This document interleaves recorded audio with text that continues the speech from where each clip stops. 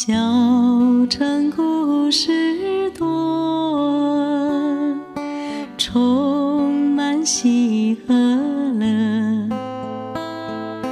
若是你到小城来，一首摄人心魄的小城故事，仿若邓丽君的邀请。你的朋友一起来，小城来做客。这一集我将离开繁华的大都市台北，乘坐高铁来到客家小城苗栗做客，再坐上乡间小巴探访大甲，感受小城人民朴实又真挚的美，收获特别多。接下来我们一起走进台湾的小城故事。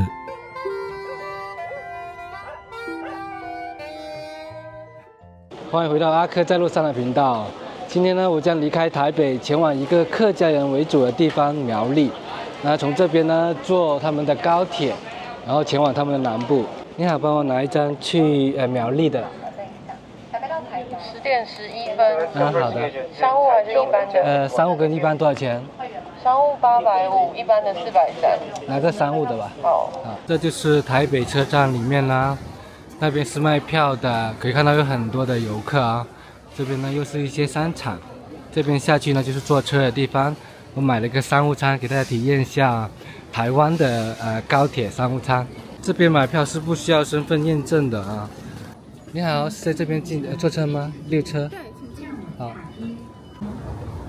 这边都是有免费的 WiFi 的。这是月台，可以看一下月台还是有这个护栏的，挺安全的。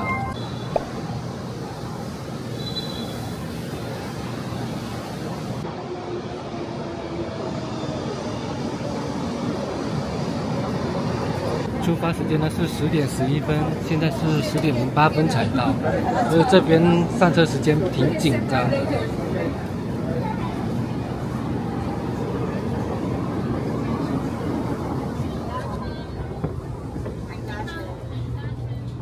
我的位置是131，这就是商务舱。按一下开门。这边的厕所比较的小啊，这是男厕。在车厢中间呢有哺乳室啊，然后分了几个不同的功能的卫生间。这里呢还有自动售卖机，这里还有公共电话亭啊，不过没有安装的。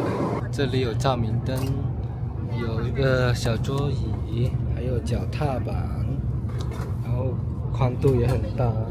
这边是可以充电的，座椅也是可以放下来的。你要一杯茶？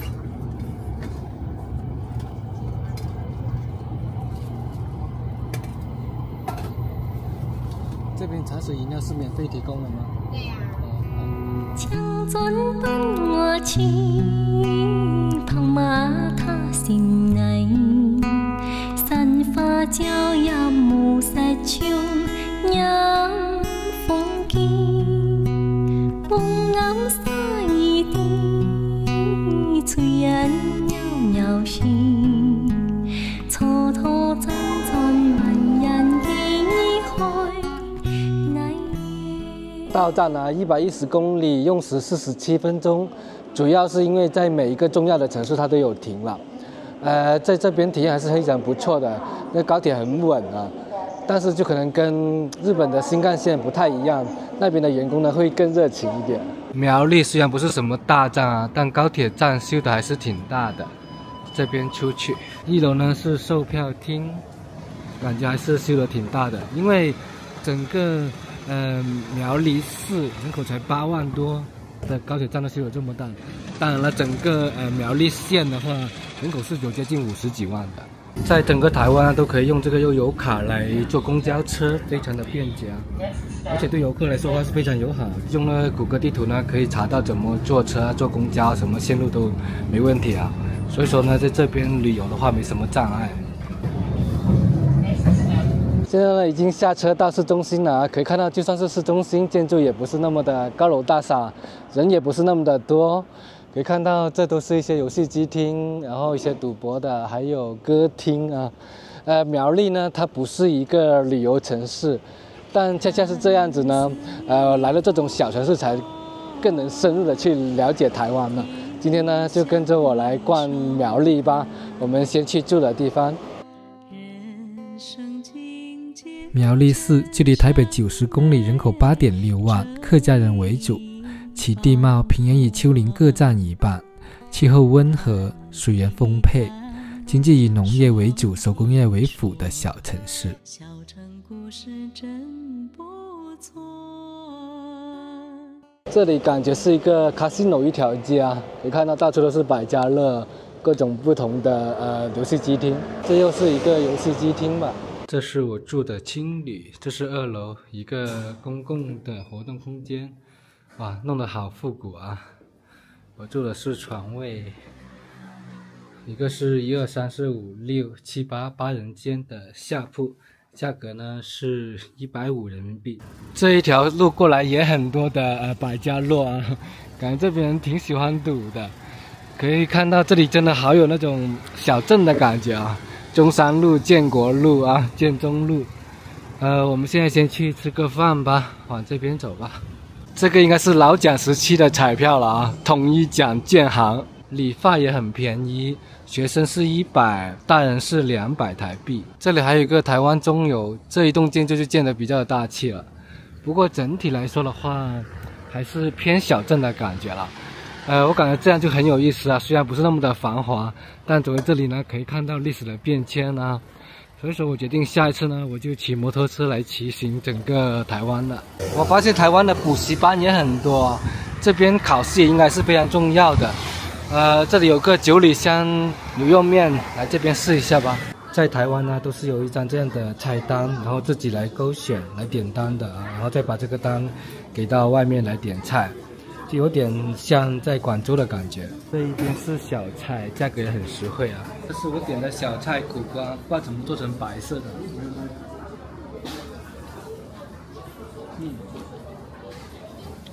应该是腌过了，味道就不苦了，挺好吃的。还放着那花生酱在里面。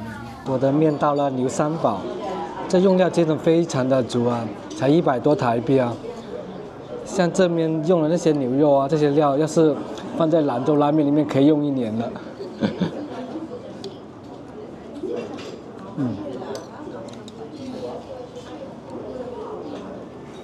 这里的牛肉好有筋道啊。那像这家店的东西是属于吃早餐的吗？没有，大概是午餐跟晚餐。午餐跟晚餐。对，他卖到晚上。这边的价位的话，对单人来说的话是中等还是偏高？算中等平价，他这家店开很久。那你是苗栗人？对。那你是会说客家话？我是苗栗媳妇。苗栗媳妇。所以嫁来苗栗当媳妇。我本身是从高雄嫁过来。高雄嫁过来。但是我的祖籍是江苏。江苏。对，扬州。我爸爸走之前有回去过2次还是3次，对，3次的扬州。但是我因为工作都没有跟着去。那苗栗本身也不像台北大城市那么匆匆忙忙，对，比较悠闲一点。那年轻人可能比较喜欢台北一些新的资讯啊，流行的脚步啊，对，那台北也有它的便利性，对啊，各方面交通啊，或者是食衣住行方面，但它消费也比较高。那像苗栗的话，就是要有车子，对啊，不然你去哪里就公车也有，但是就是不是那么方便。我要看苗栗。现在是12点多，还有很多店都还没开门呢。这是台湾工地的告示牌啊，可以看也还是会用民国来标示的，然后也会有个现代的时间，然后它连经费来源都有。这边是花了中央给了1000万、10万、100万、1300多万。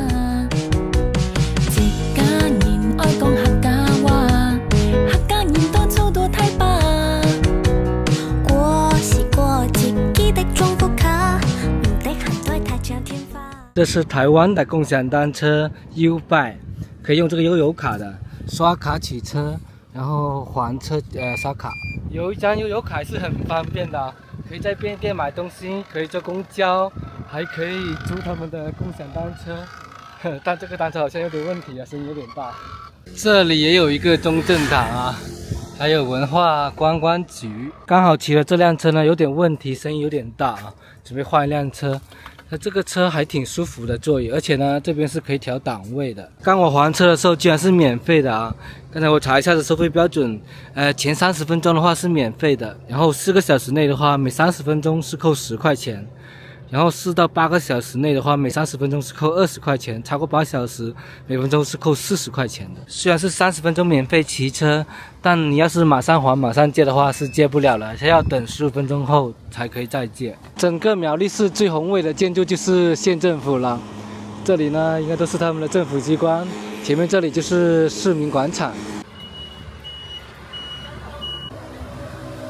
这是苗栗的一个景点啊，宫维系隧道是修建于日据时期的1903年，然后名字宫维系是取自于中国古书里面尚书，意为呢顺遂顺畅的意思啊。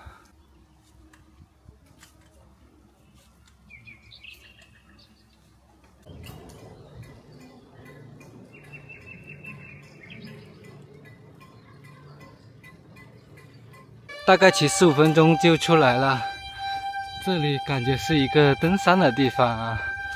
哇，有人在唱歌。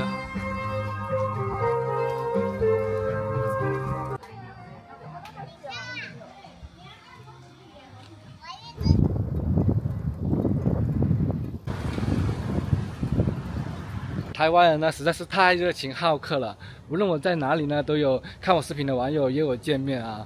那么等一下呢，我就去见几位在苗栗的网友，跟他们聊会天。来到苗栗的菜市场，哦，这里好有烟火气啊！感觉这边的东西卖的价格也还可以啊。白萝卜价格是40一条，很大哎。山东大白应该是大白菜了，一斤是45。然后茄子的话，3条是50。大白菜1颗是50，这边的青花也就是我们所说的西兰花，价格是3颗呢是100，一颗是35。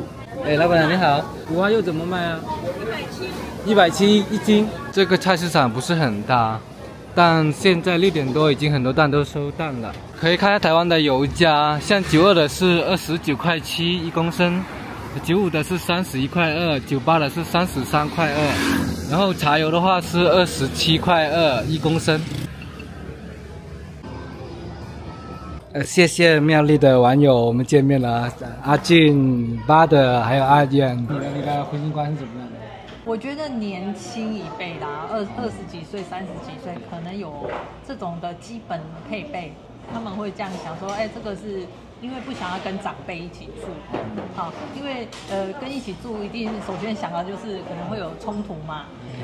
那我是因为我还在跟家里面一起住，我觉得跟家里面一起住，我都是看优点嘛，那缺点我们就尽量不要放大嘛。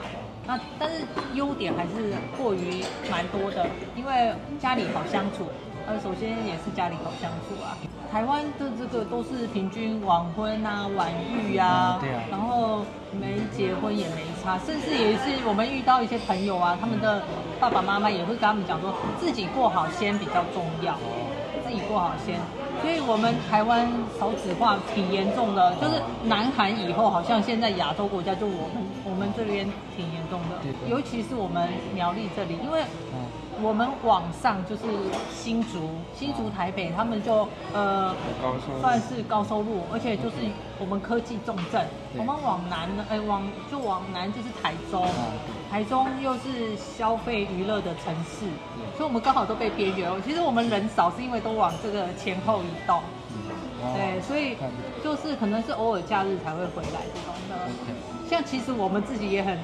一放假都是往这2个地方跑，其实开车才30分钟，30多一点点，算近，对，很近。所以像有些人他也情愿选择，就在那个大城市的周边购物啊，就是像这个什么几环啊，像你们大陆讲几环这个外边，因为可能就少了500、700、800万，但是相对之下压力没那么大，生活品质还可以保有一点。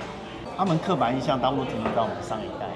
我以前在外地工作读书的时候，他们一听到我是客家人，客家人都很省。那其实他们跟我们相处之后，他们其实发现，其实你们也没有很省，很有行动力证明，没有很省。其实该吃的吃，该花的花，然后怎么样？然后我也是会问他们，其实你们认为我们很省，其实是我们上一代，也不是说很省，因为有一刻板印象，那也当然也会传承到我们这一代嘛。不过我觉得我们上一代慢慢也改变很多嘛。其实像礼拜天晚上。我们苗栗市的餐厅几乎都是客满，以前上一代都不太会去吃餐厅，要花钱，现在上一代都很肯花钱，然后请我们下一代去外面吃饭，所以其实代表上一代的物质就是价值观，其实也慢慢的就是每代都在前进，因为毕竟一直到经济手段也改变了啦，改变了。那他们的价值消费的观念也受我们的影响，因为小孩子也爱花钱的嘛。好山好水好无聊，我觉得如果我是年轻一点的话，我会认同这句话，因为我觉得会说这句话大概都是比较年轻人去定义苗栗，就像是苗栗国，苗栗国也是年轻人在定义我们苗栗。我想老一辈的其他台湾人不会定义我们叫苗栗国，不过我觉得好无聊这个定义，如果是以现代化来看的话，他们会觉得苗栗是挺无聊的地方，因为发展性没有那么多，对吧？但我觉得苗栗一个特点就是因为，它在现代化的发展性比较没有那么强调，它还是要维持它一定的一个特色，才可以跟都市化做一个比较大的一个区距。确实，我在下火车我就被苗栗吸引到了，就这里就是有一种特有的烟火气。什么？没办法形容。苗栗它不只有3线，因为我们是属于3线嘛，我们还有海线，我们的海线应该也是很值得去看看的。那因为海线它是算我们沿海的文化起点之一啦，就是从那个东南沿海，大陆这边东南沿海过来以后，泉州、漳州、二仁大部分都是从这个我们的像沿着就苗栗的后龙啊、苑里这边发展。所以月底有一个房里古镇，它就是200-300年前在算是台湾沿海的一个小缩影，然后它有很多的那种房子的什么一些特有的建筑啦，甚至是透过它的窗棱都可以看得到那个大陆的一些故乡的特色，他们都把它缩影在这个建筑里，让他们有一些思乡怀古的气息啊，还有它的那个令草啊等等的。其实因为我觉得苗栗常常都会有分化啦，就是我们会很严重的分3线跟海线，甚至连我们的火车都有分3线跟海线。对，我们连我们的火车都会分，你走3线呢，你就会跟海线会跨了好几个县市，然后又再接到一起。那因为交通的阻隔，那一定会让我们可能对彼此也产生了一些不了解的地方，就像我们会不会去互相学对方的方言，这就是一个愿不愿意接纳的一个部分。但是我相信，其实这个都是老一辈，可能上一代还不是很了解彼此啊。那现在台湾人越来越融合了。好，不管是不是大家也是带着开放的心啊，多认识不同的趣味也好，生活的趣味也好，就是欢迎大家以后如果路过苗栗的时候，不要被3线跟海线就把它也在记忆里带走了。你又聊到了，就是在建筑呢有一点思乡的感觉。那你这边的就还是会有觉得根是在哪里之类的？我们个人是吗？对。这真的是就像你刚刚提到的，有一些在教育里面投注的那个意识形态以后，可能那对年轻一代他们的这个根的意识可能没那么强，甚至是那个我们就讲说移民的第3代、第4代来讲啊，如果说我们跟大陆还有连结的话，或许这个根都还有一点绵密性。但是我是因为有跟家里长期就相处，也是很尊重父亲母亲的那个一些他们喜欢跟大陆有连结的一些特性啊，所以我觉得我对大陆这一边或是我父母的家乡啊。我觉得我是抱持着开放，并且也喜欢跟他们交朋友。他们会回想以前他们去那个福建的时候，回去福建的时候，我的那个祖先来这边已经3000多，不是3000多，300多年了。哦，300多年了。300多年，可是你看那个中间隔断的这么几十年，我们就是靠着族谱一直去找的时候，发现他这个村落就跟我们同一个姓氏的时候，那个感觉不会觉得我不认识你，就是我们是一个同种姓这样子的同源。就像我们是基督徒嘛，我们到海内外，我们只要说你是主内的，我们就会觉得说特别的就是一家人，对，就是一家人。就像举凡我以前去出国的时候，我也是会。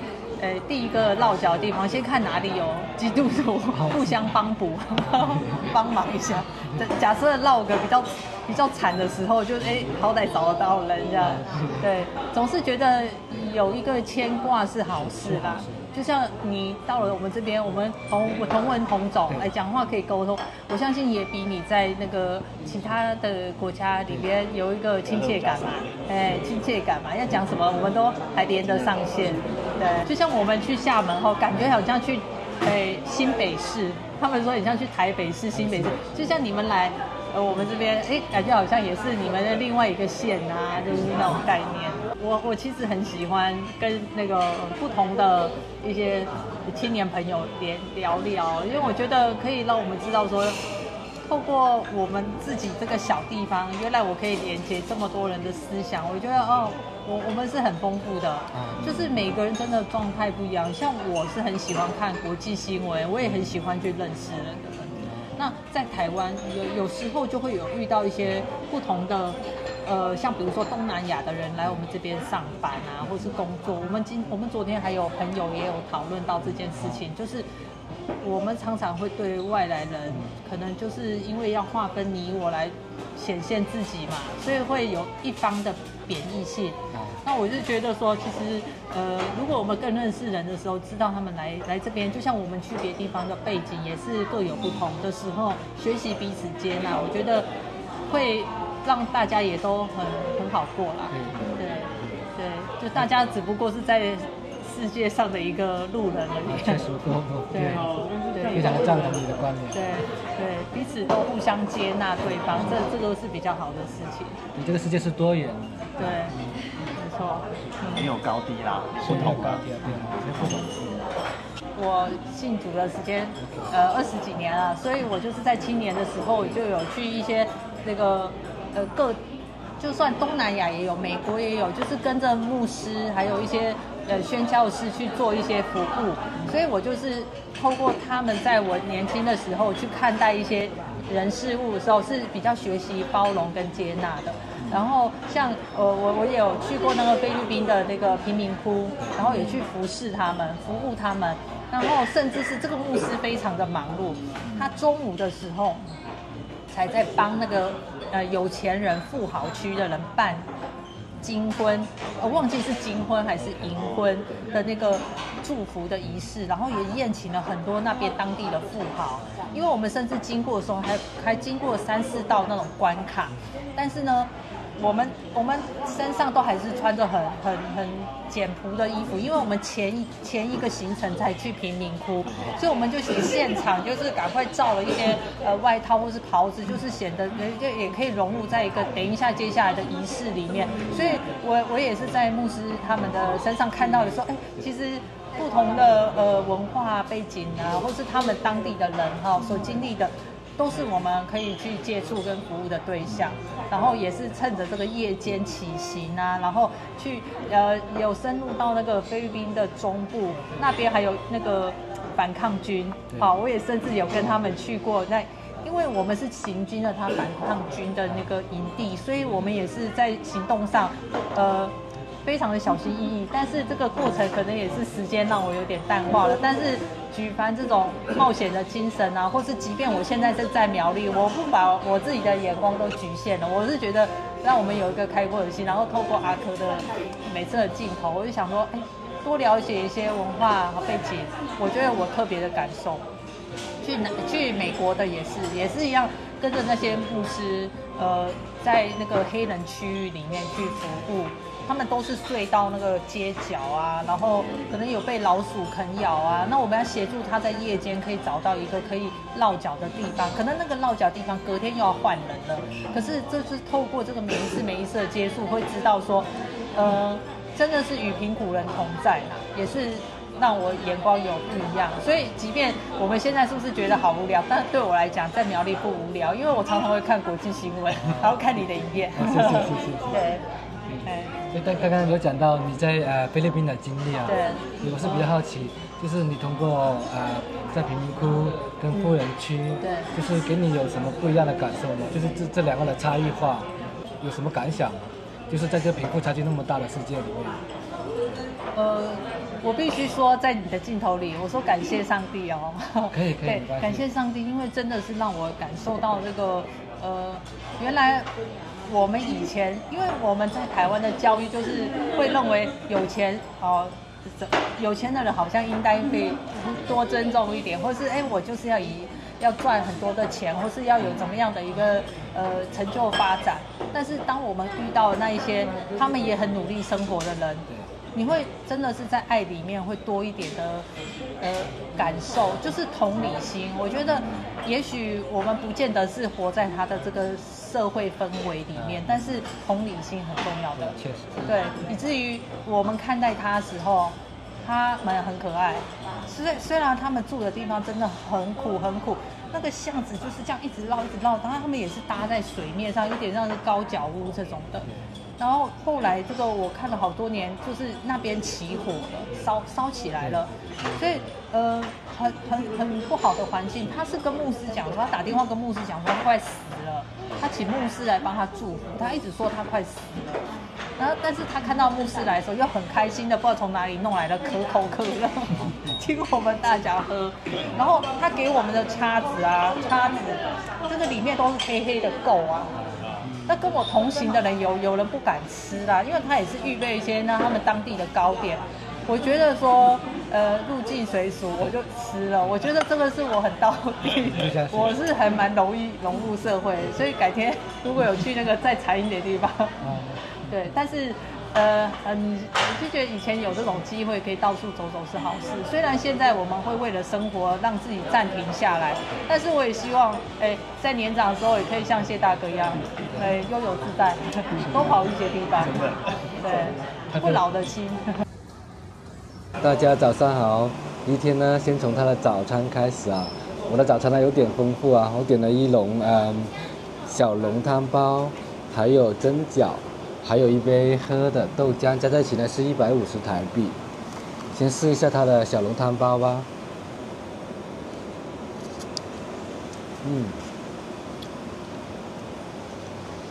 里面的汤汁好鲜啊。今天起来呢，天气有点冷啊，就10几度。吃一个这个小笼汤包的话，就感觉整个身体暖和和的。随便上了一辆公交车啊，我也不知道去哪里了。今天呢，已经开到了一个叫通霄镇的滨海小城镇。现在一直在往南走。坐这个公交车很有意思啊，就每一个小镇都会经过。带着你逃跑，乡间的歌谣永远的依靠，回家吧，回到最初的美好。回家吃饭啦！这趟公车还挺有意思啊，经过大大小小不同的小镇，现在呢已经开到了终点站，台中的大甲镇。大甲区为台中市西北角，以平原为主，人口7.5万的农业地区，是台中的第2大蔬菜及最大稻米生产区。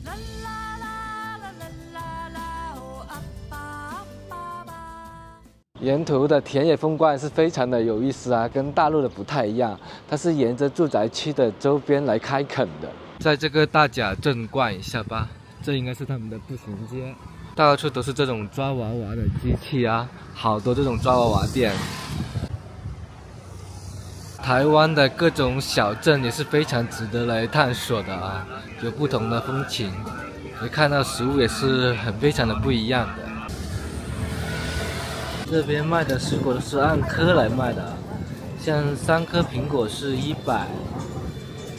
这边还有冬瓜柚饼，1块是150，还有状元饼，非常多的特色小吃。台湾的传统文化都保留得好好啊，特别是这种庙宇的文化啊。看到这个寺庙的雕刻真的非常的精美。在闽南文化里面，是道教跟佛教都是混合在一起的，所以说在这个庙宇里面是看到很多不同的元素的。在庙宇的旁边有一家小吃店，卖了这个菱角，买了一份菱角，价格是100，好多啊！我记得呢，在我小时候学校旁边就卖这个，我们叫做牛角。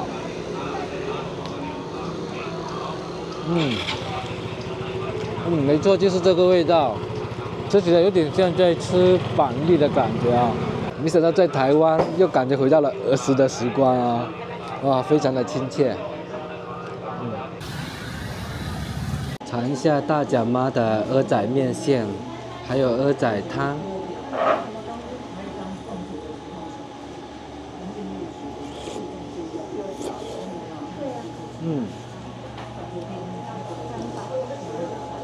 味道好鲜甜啊！再喝一口他们的汤，它不知道放了什么在里面啊，喝起来口感很不一样，而且感觉会很去火的感觉。蚵仔面线呢是70，然后这碗汤呢是45，加在一起是115。在台湾这么久吃的所有的东西就没有踩雷过的。点了一杯甘蔗红茶，这个是39。甘蔗的甜味刚好跟红茶的味道中和了，所以就不会那么的甜。好了，吃饱喝足，现在回去了，就相当于是台中一日游啊。现在呢，回到了苗栗市了，可以看到这边的餐馆都是只是做几个小时的，早餐店已经关门了，然后这个一口香的卖饼的店也是2点后才开门的，都是做几个小时。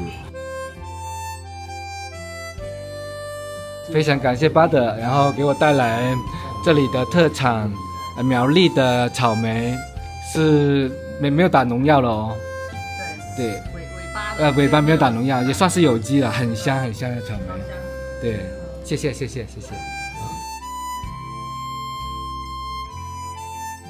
在回到酒店啦，刚刚呢，巴特他还特意骑车，然后带了很多当地的食物啊，然后来酒店找我。特意带给我的，你看，这就是当地的特色小吃。哇，在台湾这几天啊，真的能感觉出台湾人的热情好客，真的给我有一种在就是亲戚或者是说很熟悉的家人的感觉啊，已经不能说是亲戚了。对，真的让我感受到台湾满满的爱。那么这视频就先到这里了，我们下个视频我就会去到嘉义，然后前往阿里山，我们下个视频见。